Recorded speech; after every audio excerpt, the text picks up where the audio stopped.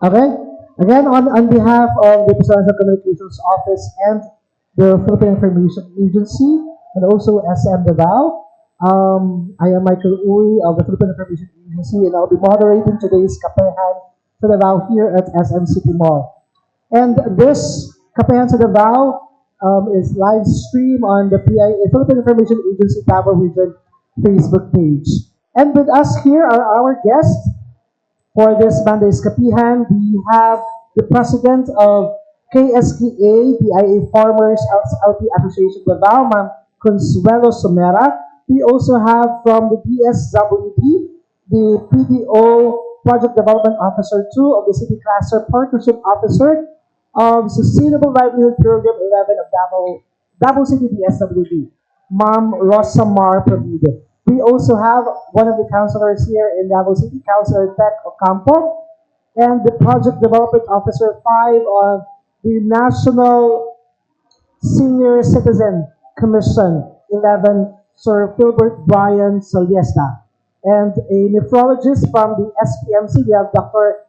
Avon Wed. So we'll now hear and listen to their opening remarks on their programs and what will be promoting and advocating kung sa may mga isulti sa ato ang mga guest karon. Unahon nato si Ma'am sa DSWD si Ma'am Rosamar Provido. Hello, good morning everyone. I'm Rosamar Provido from Sustainable Livelihood Program, Project Development Officer 2, Partnership Officer ng Davao City 1. So, the Department of Social Welfare and Development, or DSWD, through the Sustainable Livelihood Program, continues to strengthen the partnership development here in Davao City. So we are promoting the convergence and strategic partnership initiatives with the national government, the local government of Davao, the academic institution, as well as the private sectors. We have several partnership also with the hotel industry. That's all. Daghang salamat Ma'am Provido. And also Ma'am Somera, kamusta ang atong SLP karon Ma'am? And how are you sustaining the SLP sa KSAD Farmers SLP Association? May buntag sa tanan. I am Consuelo Somera from DSK via SLPA. Sa atong ang KSK karon nagpadayon na sa ato ang letusan. Daghang salamat sa SM Foundation nga naghatag kanamo. Kay gayon nga mag-training sa mua o karon sa DSWD usab nga naghatag seed capital para sa among asosasyon. Daghang kayong salamat sa karon nanatay daghan nga mga partners nga nag-commit sa ato ang lettuce sama sa Rich Hotel sa Obrero, sa Garden Bay sa Lanang, ang Abuhan Grill sa Hillcrest, ang ilahang branch sa Hillcrest, Mamay o Maang. Ano apod kay mga walk-in nga mga customers karon. Karon andam na punta sa atong paabot nga partnership, magpadaabot ta sa accreditation sa Waterfront Hotel, sa Regal Hotel o Acacia o ang Acacia Hotel. Lang kato, daghang salamat. Daghang salamat Ma'am. Before kita magpadayon, Happy Women's Month di ay sa ating mga kababaihan and belated Happy International Women's Day sa ating mga kababaihan. Mag-continue kita kay Councilor Tech Ocampo for the activities ng Araw ng Davao, specifically on the job fair. Yes, good morning sa tanan. I'm here to promote actually our Araw ng Davao Job Fair, which will be happening on Wednesday, March 11. So, inviting everyone to yung mga nangahanap ng trabaho, nagpangit ng trabaho to join us. SM will be open at around 7:30 in the morning to accommodate the job seekers. So there are around more than 1,500 jobs available, both local and international. So I urge everyone to come. This is in partnership, of course, with SMCT Davao, Salamat, and City Government of Davao, and through Public Employment Services Office or PESO. DOLE and Department of Migrant Workers and my office. Ito lang, unya na ng mga detalye. Salamat kayo. Thank you. Daghang salamat, Councilor Ted. Now we'll also listen to Sir Soliesta on the cash gift distribution sa Davao region. Thank you, sir, and thank you for having us. I am Gilbert Brian Soliesta of the National Commission of Senior Citizens, Region 11. And nami karon diri no to announce that we are going to have our first quarter cash gift distribution across the region. So that will happen on March 16 to 27. And we would like to emphasize, there is ato ang Davao City. We will be having our cash gift distribution on March 23 for the first district, March 24 para sa second district, o March 25 para sa third district. No? But dili lang na siya limitado diri sa Davao City. We will also be giving out cash gifts sa Davao de Oro, around 605 tubok na ito ang mga senior citizens. Davao del Norte, 811. Davao Oriental, 505. Davao del Sur, 674. And Davao Occidental, 176. So, nagapasalamat mi sa mga partners sa OSCA o sa mga local social welfare development office nga nagahatag og suporta sa atua. They will be informing our our cash gift grantees pa sa venue and sa schedule yun, the actual na schedule, kung asa man or kanus man mahitabo sa ilang mga kanya-kanyang municipality. Thank you, Molan siguro. Daghang salamat, sir. Also, kay Dr. Wee on the World Kidney Day. So, hello to everyone. So, good morning sa tanan. So, I am Dr. Ivan Wee. I am from an adult nephrologist from Southern Philippines Medical Center. And I also represent the Philippine Society of Nephrology, Davao Pasteur. So, every March of the year, we are celebrating World Kidney Day. So, our theme for this year is Kidney Health for All, protecting the planet, caring for people. So I would like to invite everyone on March 26. This is first day. We will have an event or program here in SM Ecoland Annex about World Kidney Day. There would be lectures, there would be games, presentation about kidney health, kidney awareness, and as well as protecting the environment. So I hope everyone could come. The registration would be 11 a.m. in the morning, and the program proper will start at 1 p.m. So we also have health screening and laboratory tests, urine screening in the morning. So I hope everyone could participate. Thank you. Daghang salamat. Now we'll open the floor for any last question. Sige. Kisay maguna? Surprise ko nga nung kami ang unang question. Nahan ako si Ma'am Consuelo. Ma'am,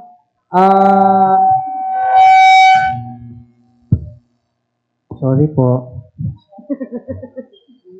Ma'am, unsa ba mga unsa ba ang kuano kining gihatag na panginabuhian sa inyo under sa KSK sa inyong association?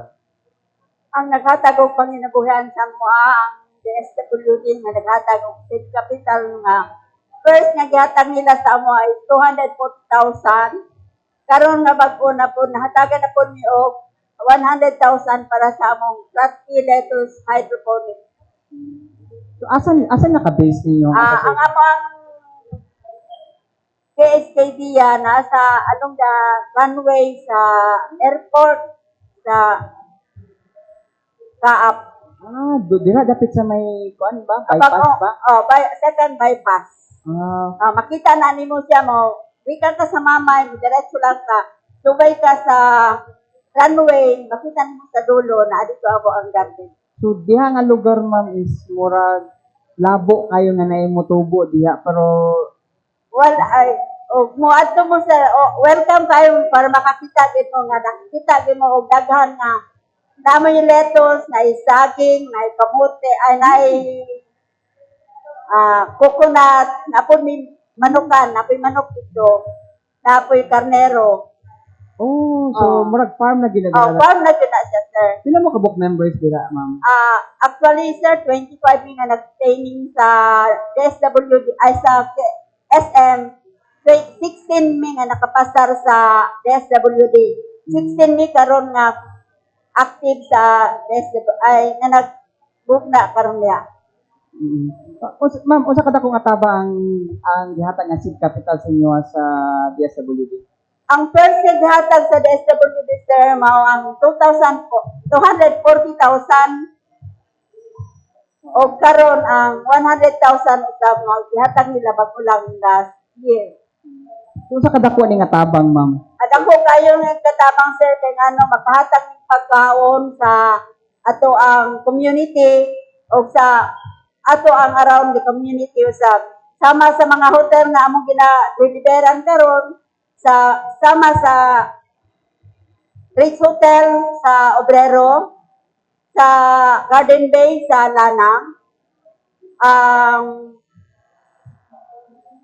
Abuhan Grill sa tulo ka branches nila, Elcris, Mamay o Maa. Sa inyo ang panginabuhian, ma'am, unsa ni sa kada ko nga atabang? Sa among panginabuhan, sir, dako kayo nga tabang kay ano, ang amo ang kita din na makahatag man pud og share namo pohon sa amo ang asosasyon sa mga matakusa sa amo ang Kaya natin kabaguhan, sir. sama sa unsa pud, ma'am? Kami makahatag pud og kanang kaayuhan pud sa amo ang pamilya o sa amo ang mga kahigalaan nga nagkinahanglan og mga tabang usab. So sa una, ma'am, paano to, mama? Sa una, ma'am, ikaw compare na to sa una o karon, unsa may kalahian? Sa ako, sir, sa kami diha volunteer man mi, pero at least karon malipay na ko kay makahatag man ko kalipay sa uban nga makatabang ko sa ilaha o sa asosasyon usab o sa community nga around surrounding sa amo ang area. How about sa income, ma'am? Sa inyong income? Sa income namo sir, kaluoy sa Ginoo nabuhi-buhi naman mi karon di parehas nung una nga wala pa mi tabangin sa DSWD kay sila ang amo ang PTO super gayud sila nga nagtabang sa amo nagtabang sila pangitaw mga customer namo sama sa mga hotels sila mismo sila si Ma'am May sila si Sir Luis na siya ang mismo ang subaybay gyud sa amo ang adto gyud og mga hotel, mga area nga kinahanglan sa amo ang lettuce. Kay Sir, ongoing pa ba gyapon ng quad karon sa NCSC? Inyong pag kuha no sa mga katong mga nag-edad nag-80, 85 para maka-avail or may mong makakuha og grant sa senior citizen. Yes, sir. Actually, padayon ng gihapon tanong nga nagadawat og application sa ato ang mga senior citizens who had their birthday. Ang ilang birthday nga 80, 85, 90, 95, ug 100. No? These are, we call milestone ages.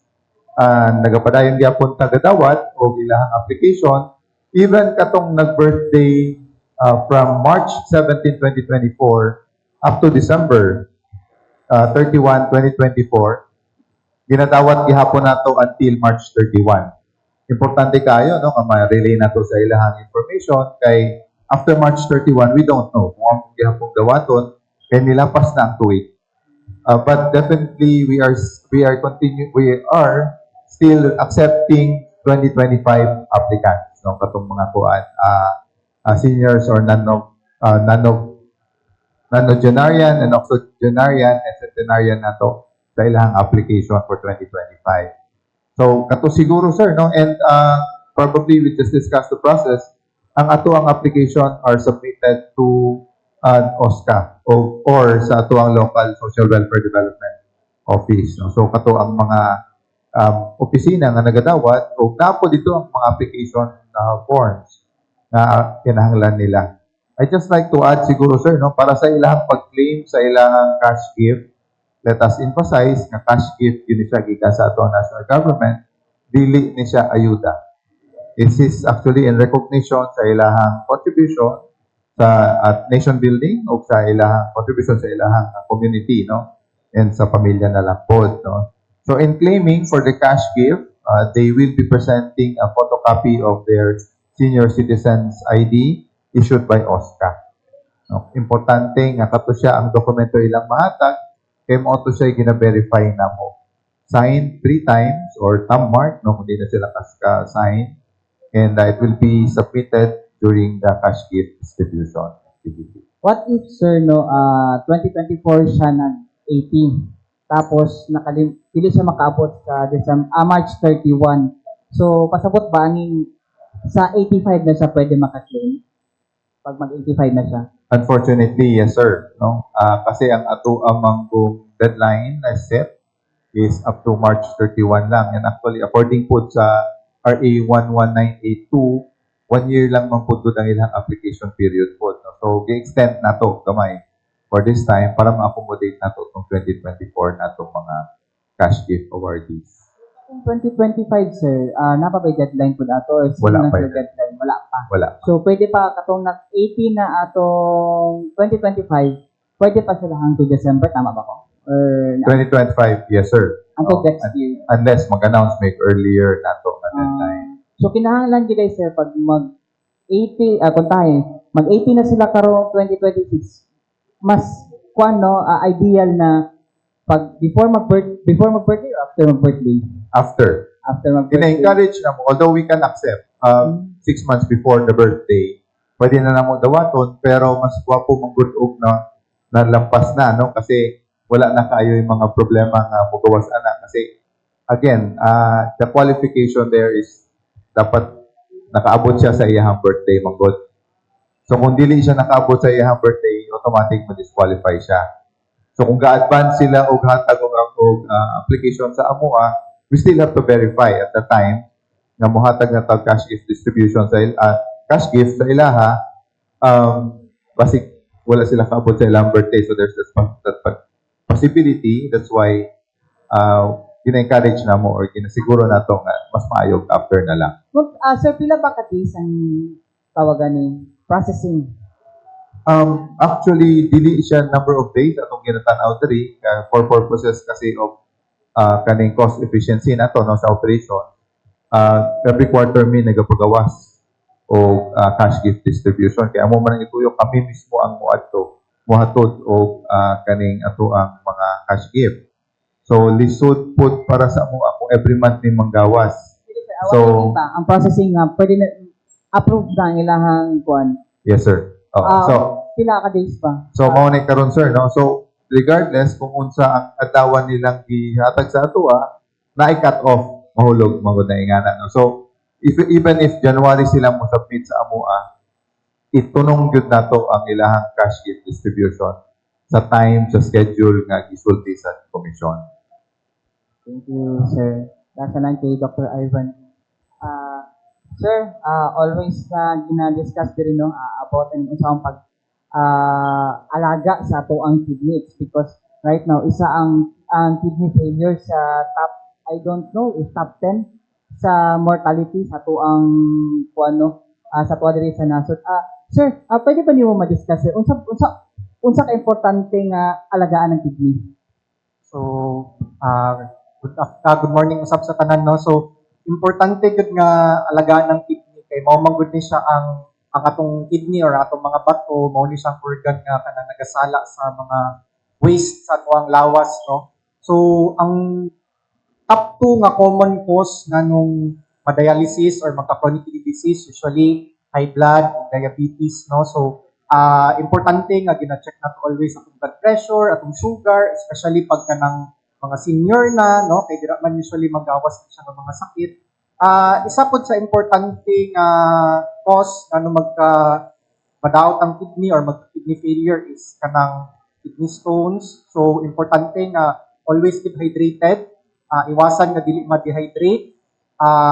Dapat iwas po ka sa kanang mga parat na mga pagkaon, mga kanang mga karne, dina-discourage na muna, especially pagtaas ng treya. So, isa po, another reason is, which is more common now, is kanang pagtumar og kanang mga herbal nga mga tambal, ug kanang mga pain reliever, no? So, daghan sa itong mga pain reliever kasagaran makadaot sa kidney. So, kung siguro kung in moderation lang or ginagmay lang, pero kung adlaw-adlaw or ginagpo na nga mga dosage ang ginatumar, so pwede ni siya nga makadaot sa kidney. So, diri sa Davao, no, nagadaghan na nga to ang mga dialysis patient, no. So, as much as possible, no, prevention is mas important gid siya kaysa sa cure, no, kay daghan na kay tag dialysis center nga makita na to mas kinasa sa atong city, no. So, as much as possible, we don't want our patient to progress to end-stage renal disease mo, yung mga pasyente nga ginadialysis na mo. So, kung pwede maagapan siya early, at an early stage, or kung pwede, kung acute, ma-reverse pa ang problem, like pagundang sa pagtumaraning ng mga substance na makadaot sa kidney, pag-control sa blood pressure, or pag-control sa sugar, then mas maayo gud nga i-control gud siya early para dili mag-progress. So right now, Doc, di ba,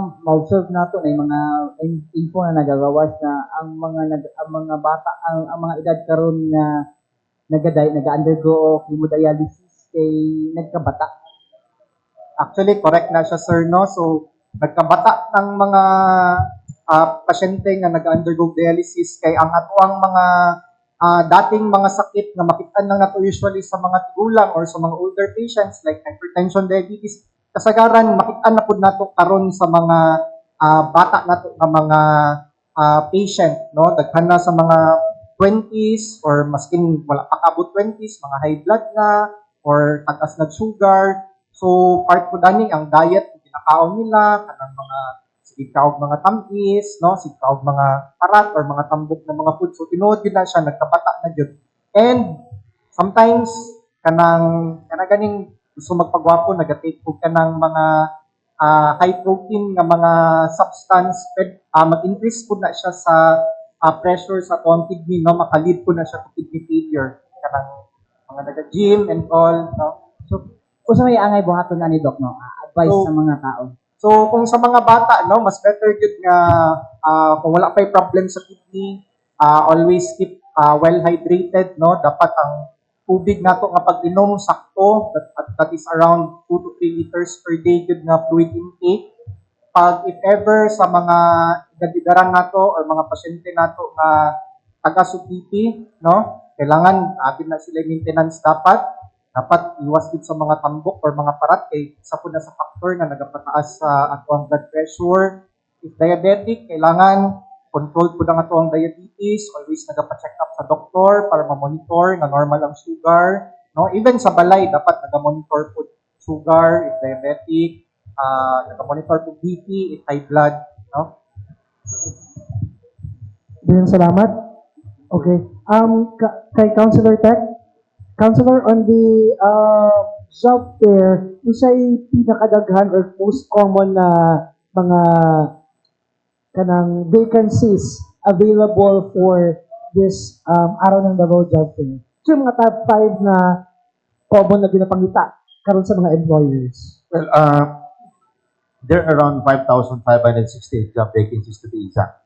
And sa business process outsourcing or BPO, customer support doon natin 701. Retail and sales, 256 more or less. Logistic maintenance and general labor, nasa mga 200 plus. And corporate finance administration, almost 100. Hospitality and food beverage, around 49. Construction, engineering, technical services, around 40. Education and health, around 20. So there are around 24 companies that will be joining the job fair. And ang pinaka-highlight dito, usa sa mga nindot dito sa katong trabaho for Canada, katong good sharing, one of the in-demand na work. So, katong mga naka-undergo o training sa TESDA, pwede silang mo apply. So, this coming Wednesday. So, I think SM will be opening at around 7:30 in the morning to accommodate the early applicants, job seekers. Bien, salamat, Councilor Tech. Question? Invitation kong counselor for the for our mga job seekers. Thank you. I would like to take this opportunity to invite everyone, all the Baweños, the whole district, isa ka to mga dayo, pwede mo dito sa Dakbayan sa Davao. We have around more than 1,500 vacant job vacancies. So I am urging everyone to please come to SM City Davao Annex Event Center on March 11 at 7:30 in the morning. Mag-open ang SM City Davao to accommodate early job seekers. And please bring all your necessary biodata and all your documents para mabilis ang proseso. And also, we are also providing free photocopying for your documents. Basta naghamog makita ng mga companies, you can approach our desk and request for the photocopies of your documents. So again, March 11, 7:30 in the morning, this will be whole day. So I hope everybody will take this opportunity. Lisod kayo, walay trabaho karong panahon na. This is the least that we can do to help our fellow Dabaweños. Counselor, napay bang uban laing agencies mag-appear sa job fair, like for one-stop shops sa mga documents, registrations, napay laing mga agencies, government agencies? For now, wala, we don't have. No? What we just arrange is for companies, no, to come. Kay mura o kulang, tipo kaya nakadako ang area for those one-stop shop. So, daghan ko ng companies, around 20, almost 25 companies that will be joining us. So, prepare na lang nila itong ilang mga documents. Anyway, pag uban na madawat, pwede man to follow kung yung ubang mga documents as usually. Thank you. Salamat, Counselor. Yes? Good morning. To Sir Philbert, sir, you mentioned kanina itong mga murag daghan-daghan jud ang atong beneficiaries this year, no? And how do we ensure na ang madawat nila na cash gift is for their own expenses like for medical or food, aning mga beneficiaries nato? Interesting question, ma'am. Actually, that's one of the things that we've been asking our seniors kung asa nila ginagamit. And one of the common questions we receive, pampalit og tambal. No? So we don't see how it's going, how we are going to secure kanang kwartaha kay pag once we release it to the senior citizen or the family, wala na gyud tay means also to control. No? So wala po tay regulatory function, no, nga musulti gyud natong dapat ingani inyo ang paliton ana and so on. It's a cash gift. So regalo gyud na para sa ila, and we hope na magamit po nila sa ilahang pangpalipay, pangpagwapa o probably to fulfill sa may mga gusto nila gyud, no, na mapalit, no, samtang wala pa sila gyud important. And that gift ma-maximize po unta nila. Mao ginamong hangyo po sa pamilya nga unta gamiton gyud para sa ato ang mga seniors ang ilahang dawaton nga kwarta para ma-enjoy po ni tatay o ni nanay. Thank you po. In terms sa mga employment, naman dito yung mga senior citizens nga, like sa mga age 80 pa, they wanted to be magtrabaho pa. Unsay initiatives ng Commission ani, sir? Na yung mga LGUs, like in Davao City, na ay mga employed na senior citizens. So, what are your parang initiatives on this?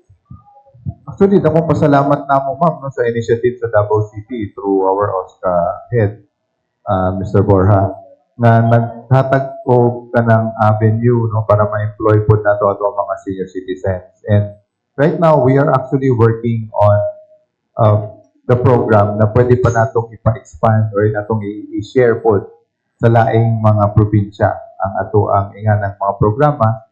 But for the for the commission, naagyod tayo sa programa, it's actually a MOA, an agreement with DOT, the Department of Tourism, to engage our senior citizens to be kaning mga tourist guides. No? But again, it's only limited pa usa sa amuang central office, and we are getting the programs.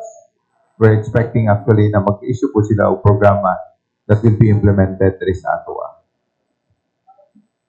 Yes, ma'am? Additional? Last question na lang po, sir. Katong being tour guides, yung mga senior citizens, sir, unsa may parang maghatag bata ng incentives, aning mga companies or mga tour companies to employ mga senior citizens? I cannot discuss the details yet, ma'am, no? Kasi dito mo maguna siya i-implement sa among central office. No? Nag-pilot pa sila dito last year and we hope to receive already kaning implementing guidelines no, regarding that matter. So, I'm sorry, huwag yun po yung matubag pa na for now. Okay, daghang salamat. Yes, sir. Sir, kay Sir Philbert Yapon, sir, asay pagayon ang distribution na to? Distribution sa tong cash gift. Asa Ang ipagayon. venue. Okay. The venue will be all over Davao Region. For each of the municipalities na ay usa ka cash gift distribution that will happen. Pero di man gud mo pwede i-discuss in public ang detalye for security reasons, but definitely it will be done in each of the municipalities na under or within Davao Region. And we have already communicated with OSCA and the local social welfare office kung asa na siya buhaton and kanusa. And the senior citizens are already informed as we speak na katong mga detalye sa ilahang activity mismo. Sir, clarify lang ako, March 31 lang kutob tong ato ang beneficiaries atong 2024, sir, no? It will be from March 16 to 27. Apil sila gihapon dali sir atong expanded. Yes. Sa atong 2025, sir, wala by deadline. Walay deadline. Wala. Pero ubay-ubay po, sir, no, ang nag-apas sa ato ang atong 2024 nato nga mga senior. Yes, daghan po sila, no? I just don't have the details here sa 2024, pero ubay-ubay po. Actually, we have a total of 3,742. There is sa Davao City lang, 971 na ang ato ang awardees. Sige, go ahead, ma'am. Hello, ma'am. Good morning sa Department of Agriculture Region 11. Before ko mag-question lang, ba't sinakay opening statement Go ahead, or ma'am. any We announcement? have Senior Agriculture sa Department of Agriculture, Ma'am Maria Bernardo. Go ahead, ma'am. Good morning, no? Good morning. Sorry for the late yun. In partnership with the SWD, we are strong partnership with the SWD, no? In terms sa katong PSK sa DIA. So, for this year, modernisyo na lang po sa mga existing project kanina program. So, si DA na ami urban and peri-urban agriculture program, which is nagatutok sa atong mga urban farms. So, that's why naatay partnership with PSDIA. Kaya siya sa urban areas. And then, kana si DA no, naghatag ta og existing atong hand tractor. And then, naatay for implementation na greenhouse para sa ilang expansion, sa ilang lettuces, and then herbs and any other high-value crops. Alright. Go ahead, ma'am. Ma'am, lahit ko nga topic, no? My question is, what is the initiative of the Department of Agriculture Region 11 amid the inflation pressures? With you, in your question, ma'am, I'm not the spokesperson, so I think follow sa paano na question mo na. How about the monitoring po of the pricing? As of now, ma'am, CDE is in production, so food production. So ongoing ang aming panghatag Japan of vegetable seeds para sa ato ang sustainable para sa food production. So kung gusto ninyo og mga seeds, ang DA for the vegetable is always available. So doon lang mo sa inyong mga municipalities or mga district na natin mga vegetable seeds na pinapanghatag. And then other mga planting materials in support na po sa atong production. So far mo na nga to ang initiative no, permiti man ang production support sa DA. Mo man jud atong tumong mapakusgan ang pagkaon.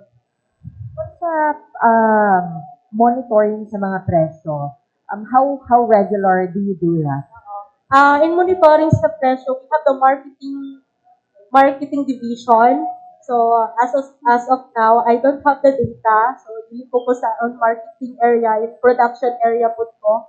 So I will take note na with that. Okay. Daghang salamat. On BBS, sige, may question there. Sir.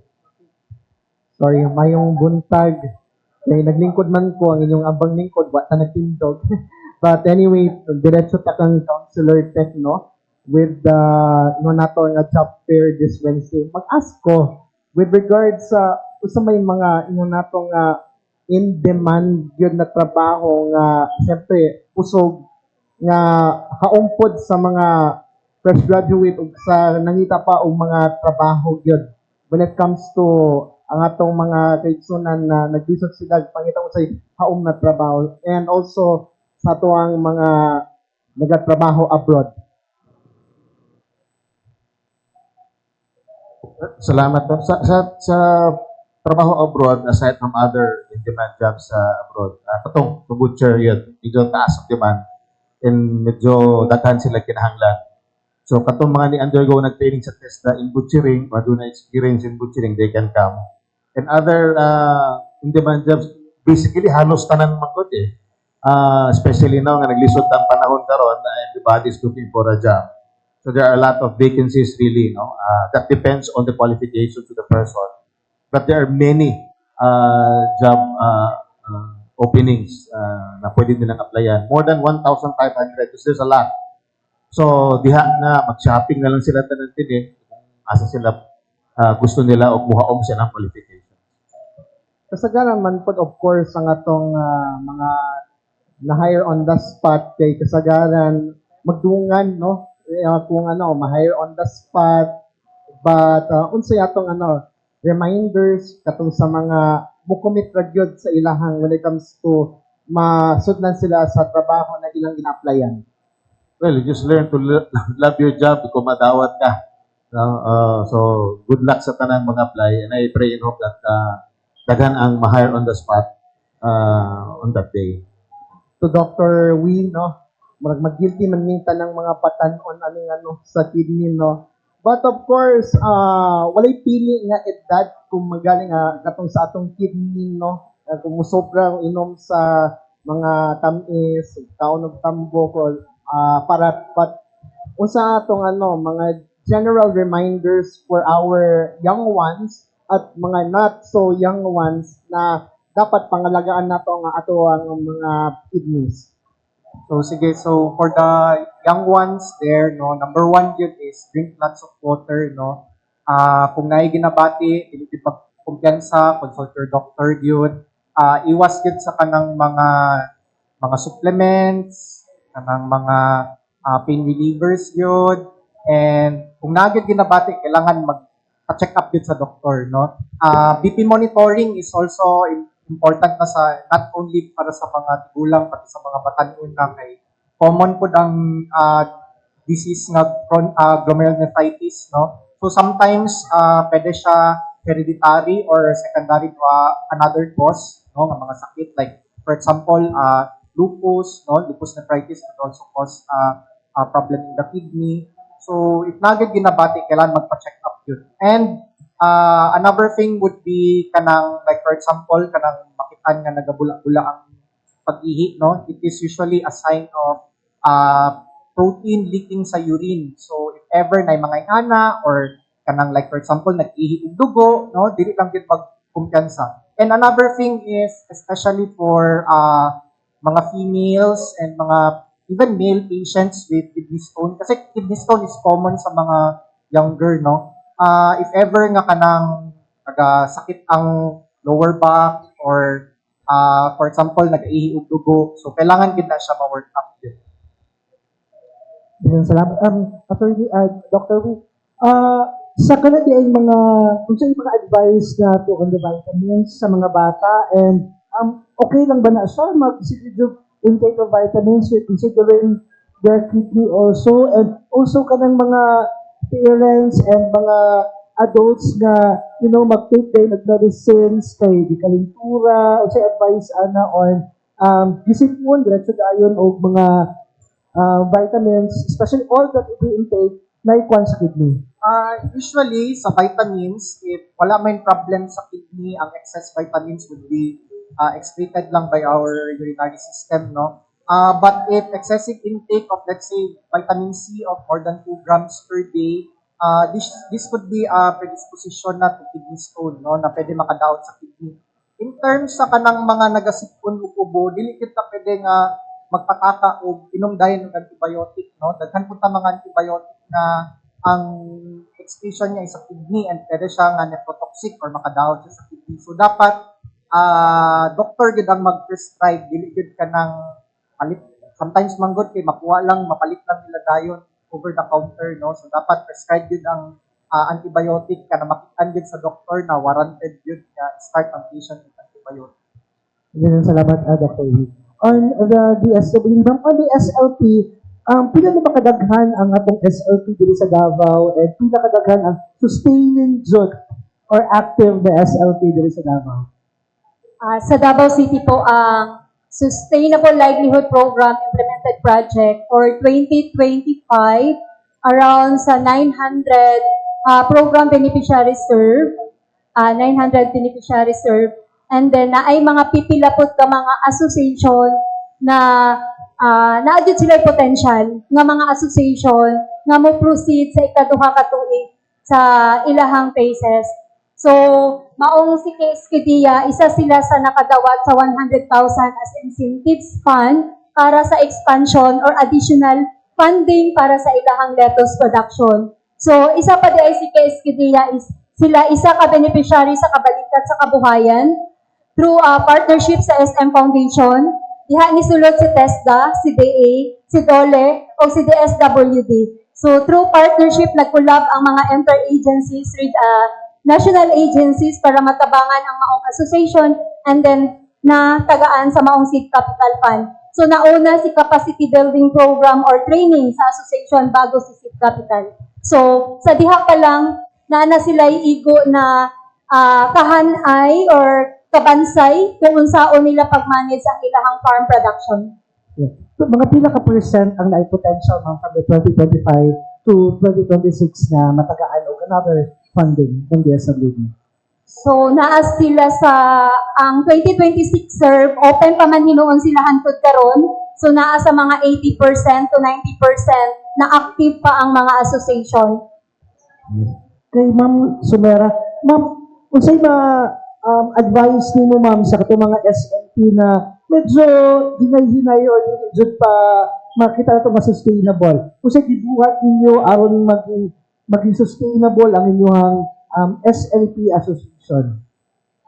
Aron mahimong sustainable lang ato ang asosasyon, kinahanglan coordination, transparency, kinahanglan nakitang mga membro, ang mga opisyalis, kinahanglan pagtambayayong gayod aron sa ingon maakabot ang atong meeting nga maka-sustain yun ta. Dili ta magninipaktay, dili ta ginaotay kay kita man lang isa raman ta ka grupo mo nga kinahanglan nga ayo gyud ta sa matag usa transparency unsa mga problema ato gyud nang isulbaron dili nato ato sa gawas. Una sa question ni Sir, no? Ma'am, usay mga lakang programa sa DSWD, aron ka ng mga internal conflicts po sa SLP.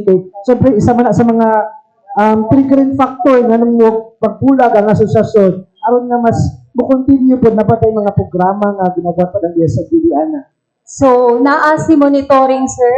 Upon implementation, 3 months lang siya gunitan ni implementing PDO. And then after that, musunod na dayon si monitoring PDO. So, siya mismo ang nag-guide or nag-facilitate, constant facilitation with the association. And then upon kung naay makita ang mga problema sa association, i-troubleshoot dayon na siya ni monitoring through the help with our partners agency like kung kinsa man ang kauban nato sa implementasyon ana nga project. Daghang salamat, ma'am. Yes, sir? Question? Kang ano po, Councilor Tek Ocampo. Tek, sir Tek. Malahi na ko, sir. On behalf of the City Government of Davao, sir, napunta yung Price Monitoring Council. Kung saan na to, sir, masiguro nga hanay o malikayan nato ning hoarding or pag magpaimulos magpasaka og presyo sa mga nagunang palaliton nato. Regarding sa oil price karon, well, actually, the City Council we have not yet discussed because tomorrow pa ang session, but the City Executive Department has been already been reviewing everything, especially itong 4-day work week and all of the things na maka-apekto because of the impending or the expected rising of prices of gasoline Actually, that would depend on the national government. So let's just wait. I think the president will be given an emergency power set forth by the Congress para lang masuspend tong excise tax on gasoline. But on the local level, your city government of Davao, particularly executive department, is reviewing kung sa ilang mabuhat, no, more or less to ease up the effect on the oil price hike in the city of Davao.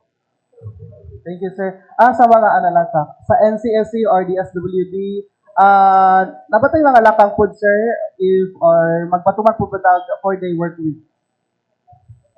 Yes, actually we have already received instruction po sa amuang central office nga mag-implement of 4-day work week, pero ginistoryahan pa karon kung how are we going to do ang arrangement mismo sa 4-day work week.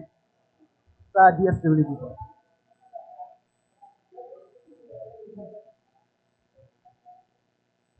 So sa DSWD naman po, so naanapod may mga naapoy gibaba na memo. So as of now, mag-render me of 10 hour per day. Oo. And then taman lang po Thursday yung Pero so far, ma'am, kaya ra po siya, ma'am, if kaya ra po ang atong mga services, ma'am, if atong schedule. already ang mga services po. Oo. Ayun. About sa ano po, agriculture. Waiting pa po kami sa advice ng sa central office. Thank you, ma'am. I-clarify na ko sa DSWD na natay memo, ma'am, no? Start na po siya karon. Yes, sir. Start na po today. 10 hours. Yang Ma'am Mariel. Ma'am, kamusta na po ang ang NUPAP karon so far no sa karong 2026? Yes, sir. So far, sir, ato man yung ginasuportahan, sir, no community garden sa urban areas. Priority the Davao City, kay mo man dyan atong highest centralized urban city.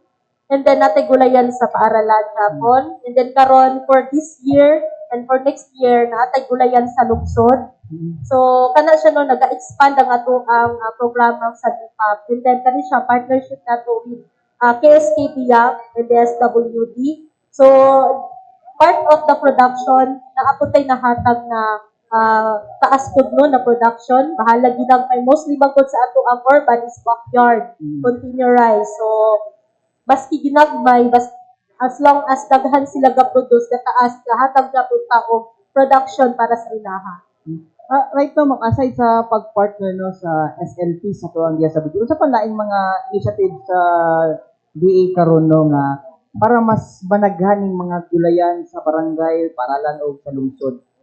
Actually, si NUPAP is closely coordinated with our City Agriculture's Office. And then, naapot sila initiative na gulayan sa barangay, natin gulayan sa barangay. So, kana siya no, kinapakusgan dyan na sa ito ang City Agri o sa DA. Kita nagahatag sila o mga vegetable seeds, then other facilities na makatabang sa production.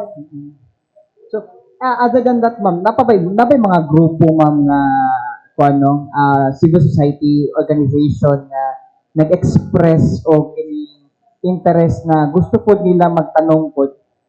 Yes, actually, ang partnership with PSPDIAP is through the Davao International Airport.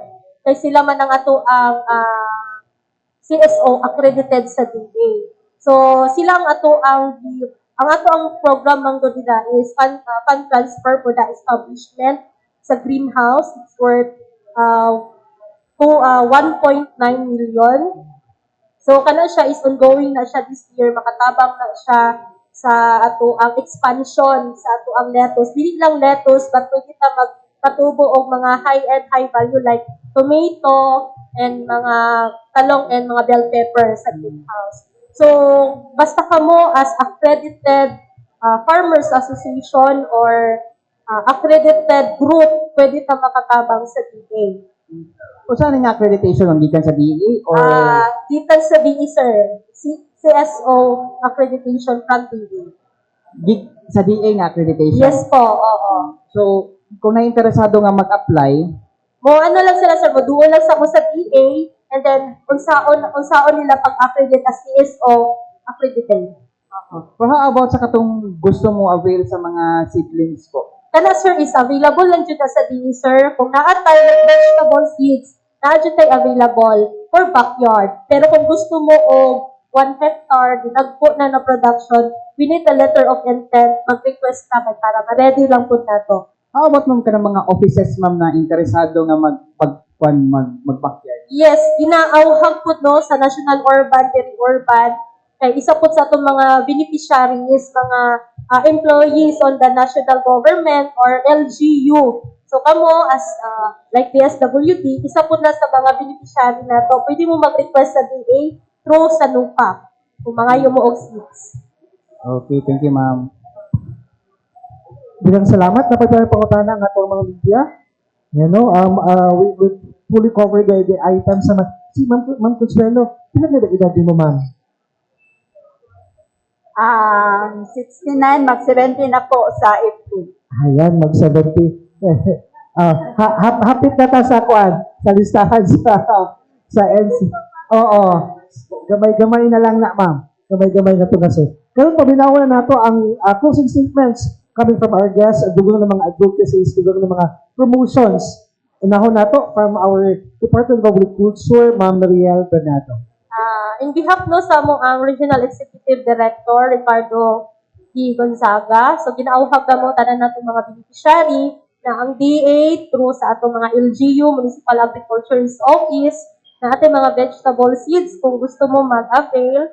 So kung dinagko po, mag-request lang jud ta, mag-letter ta, no? I-address nato sa ato ang sa mo ang director kung natin mga dinagko na gusto pa ngayon sa Department of Agriculture. Daghang salamat, ma'am. And closing statement po, pasalamat ikan kay Ma'am Consuelo Somera. Daghang salamat sa pag-invite sa mga sa ako dinhi nga makahatag po ko highlight sa ang letosan diri sa atong syudad nga first in history nga ana dia door gyud sa airport. Ang ginawha ko nako nga kung kinsa katong gusto makabisita, pwede mo makabisita dito at least makakita mo sa ato ang letosan ug palit po mo. Daghang salamat, Ma'am Somera. From DSWD, Ma'am Rosamar Provido. So daghan kayong salamat no sa oportunidad nga naami karon dinhi in behalf of RD Roel Aradanas, Regional Director sa DSWD 11, kay Sir Dexter Lara, Regional Program Coordinator, kay Sir Wilfredo Planas sa Davao City Coordinator ng Sustainable Livelihood Program. So thank you kaayo sir. So ako adeng giawhag ang tanan sa pagbisita sa Tabo sa 11 na ay exhibit dito sa mga products sa Sustainable Livelihood Program every first Friday of the month and then third Friday of the month na siya gawa sa region office. So dito makita ninyo ang nagkadaiya nga mga produkto nga gawa sa mga association sa Sustainable Livelihood Program sa Davao City.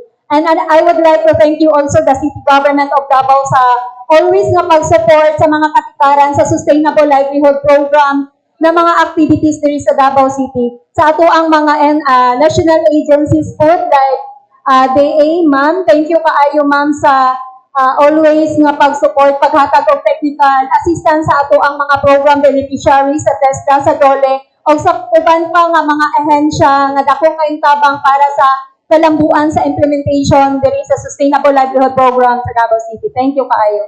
Daghang salamat, Ma'am Provido. Now, let's listen to Councilor Tek Ocampo, sir.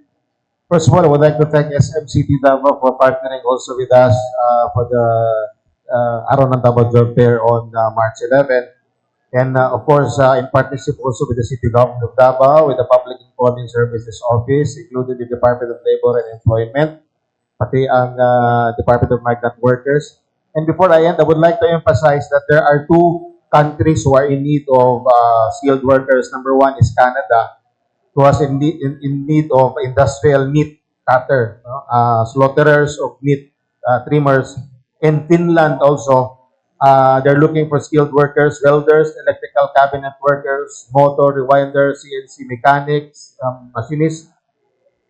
press brake operators, laser cutters, tafolders. So duha ka nasod ang nangita nining mga trabaho. So I urge everyone to please come and join us for the Araw ng Davao Job Fair on March 11. The SM City again will be opening early in the morning around 7:30 to accommodate early job seekers. So nangunta na mo sa sapot ganiha, idugang na nako kay manang wala pa sa senior na mga available. Actually lahi ang recruitment for mga senior citizens. It's a special arrangement between the PESO and CSWDO and with the chapters for the senior citizens. Currently, they just finished the training for the second batch, and I think all the senior citizens who have passed is now deployed respectively sa nakadiyang mga kumpanya, no? So, and then this is a year-long padayon isang process, and we are encourage more senior citizens to join, and show to them that we can still do it. So, kana lang, daghang salamat kayo, no? Again, inviting everyone, March 11, this is one of the biggest job fair nga mahitabo sa Davao City, Araw ng Davao Job Fair, March 11. Kita-kita ta diri sa SM Annex Event Center. Salamat kayo, may puntat sa Salamat, Councilor Ted. Now we'll listen to the closing statement from NCSC, Sir Saliesa. Sir? Thank you. On behalf of our Regional Director Cesar Atige and our Commissioner Idaya Patron, daghang salamat, sir, no, for this opportunity to announce ang among first quarter cash distribution ang mahitabo on March 16 to 27. There is a Davao for District 1 that will be on March 23, District 2 March 24, and District 3 March 25. No, so among ang encourage ang ato ang mga senior citizen nga naka-apply sa Expanded Centenarian Act nga ilang i-verify sa ilang mga kanya-kanyang KOSCA o sa local Social Welfare and Development Office kung asa o kanus-a man mahitabo ang cash gift distribution sa ilang mga kanya-kanyang locality. No, so actually nagpasalamat po mi, no, sa attention nga ginahatag sa ato ang LGU Sir Tech nga naapoy opportunity ang ato ang mga senior citizens nga makatrabaho lang gihapon, maka-earn lang gihapon sa ilahang income. But again, importante nga ato ang iduso ang interest o ang ato ang welfare sa ato ang mga senior citizen kay sila ba yun ang nauna sa ato sila ba yun ang nag-arrange ni sa ato ang community, nag-arrange sa ato ang kung asa man ta karon dili na tumaabot kung dili tungkol sa ilaha. So again, daghang salamat sa inyo ug naginaot mi nga ato ang mga senior citizen kanunay nagapaminaw, no, sa ato para ma-update sila sa ato ang mga programa. Daghang salamat. Daghang salamat, sir. Now we'll listen to the closing statement of Dr. B. So, in behalf of Dr. Maria Teresa Batang, Director of Kidney Institute of Southern Philippines Medical Center, so I would like to thank everyone for having me here to promote kidney health. No, so again, kita-kits ta on March 26 sa dire gihapon sa SM Ecoland Annex Activity Center for our World Kidney Day celebration. So there will be lectures, there would be activities, and as well as health screening, and there would be raffle and prizes as well. So kita ta na adlaw. So thank you. Daghang salamat, Dr. B. Again, daghang salamat po sa tanan nato na nag-uban karon sa tuwang kapiyan sa Davao karon nga Lunes. And daghang salamat po sa mga media nga nagapilpot sa atua karon nga Lunes and also their interns. Again, on behalf of the Presidential Communications Office, the Philippine Information Agency, si Michael A. sa Philippine Information Agency, alang sa tuwang kapiyan sa Davao. Good morning and God bless kalatong tanan.